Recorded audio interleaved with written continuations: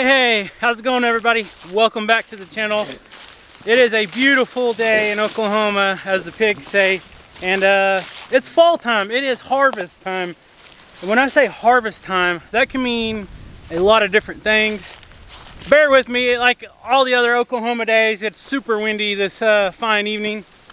So we came out here to see the pigs and talk about something. And look at this. Their pond is almost gone.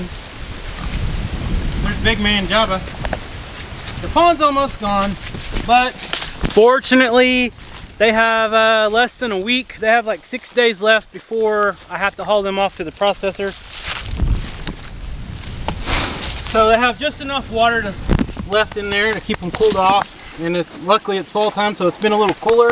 Right, Jabba? But what I want to talk about is harvest time, and my battery's fixing to die, so I'll be right back.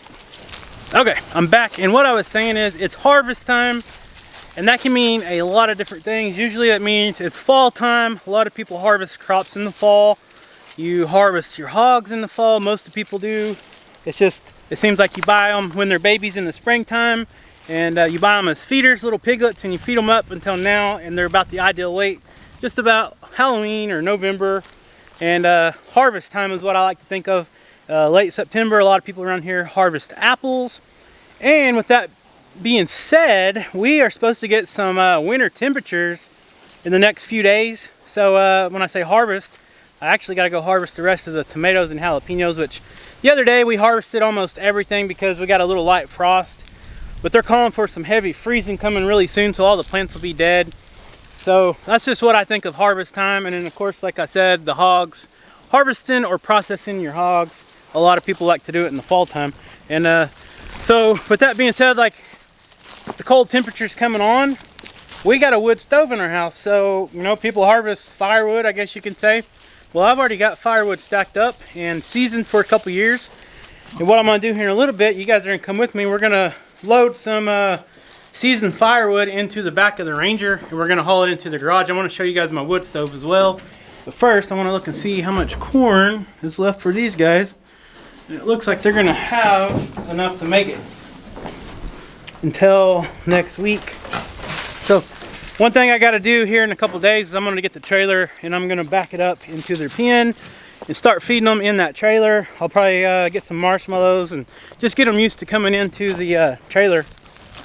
Makes it a lot easier when it comes time to load them up to take them to the processor.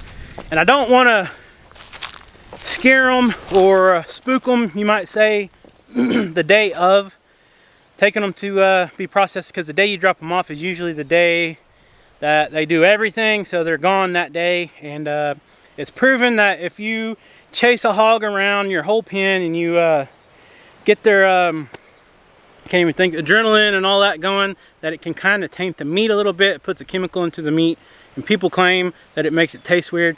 So doing it as peaceful as possible is the goal. So let's go get the Ranger. Let's go get some firewood, load it into the garage, and I'll show you guys the wood stove that we used to heat our house during the cold times. Just about all the trees are almost done changing color. We got hickory trees and oak trees, and every time any of these nuts fall, the pigs are right on them and they suck them up like vacuums.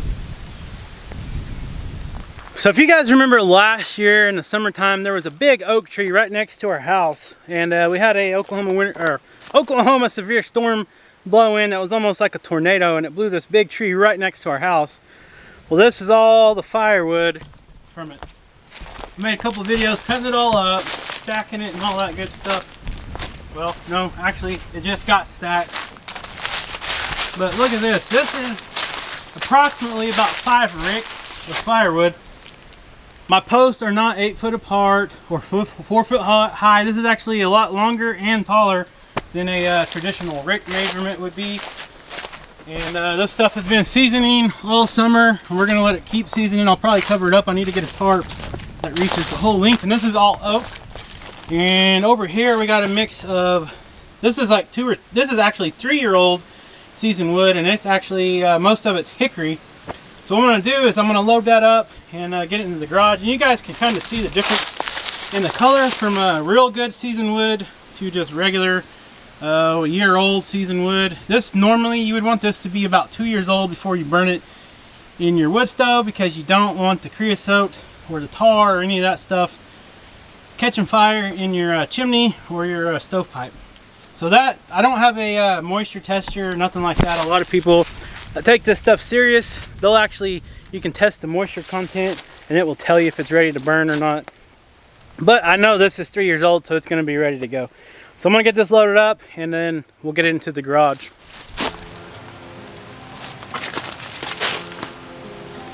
And I told Rachel I was fixing to do this, and she said, you better check for scorpions. I don't want them in our house. I said, I am not checking every single little piece of wood for scorpions. We know they're going to be in here. I just don't want to get stung.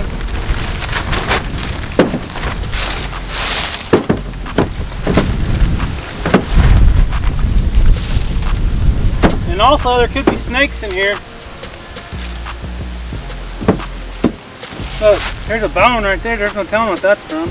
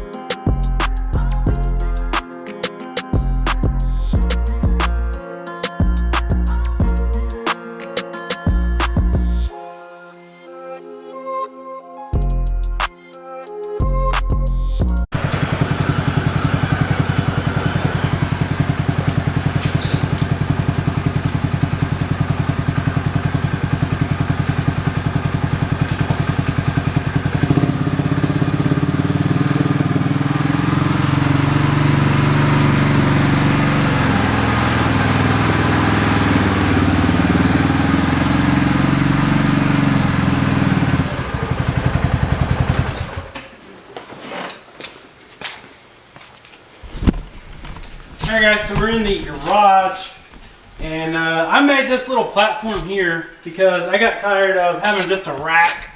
And you know, when you got any kind of firewood, you always got all this stuff from the bark and stuff that gets on the ground and just leaves a big mess. So I built this, and then every once in a while, whenever we get close to getting it empty, what I can do is bring my shop back in and I can actually clean it all up, and then we don't have all the dust and all this stuff, all the trash. But this will allow us to put almost usually about a half a rick in here, which lasts us a pretty good time. It keeps it dry, and keeps it off the ground, and then we can just come in here. This is our hallway to our living room, goes that way. We just come out here, we can get this bag loaded up and then leave it in there, and we got plenty of firewood. So I'm gonna get this stacked real quick. I'll be right back. So thankfully, with the magic of editing, you guys don't have to sit here and watch me stack all this. So there you go. I didn't quite get a full load. I'll get some more later. But I want to show you guys some. Look at this. This is like a natural mold or something that's growing on this. And it's like blue and white. I've never seen anything like that. And that is a piece of oak, I believe. That is weird. That is crazy. It's kind of pretty, but I don't know. It's like a mold. So the nice thing about using the Polaris Ranger to bring the firewood in, you see, you always end up with this stuff. And when you get this in the back of your truck, it's a pain. But luckily, since it's in the Ranger, this thing has a dump bed on it. You just go to your trash pile or compost pile or whatever, back up to it, and you can dump this out, and it's clean, and you're good to go. So let me get this Ranger pulled out of the garage, and we'll go in the house, and I'll show you guys the wood stove.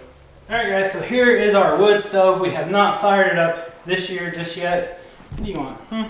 You want this to be on camera? Little skeeter bug. Alright, so here's our wood stove. We have not fired it up yet. We've still got decorations for fall and all that on there.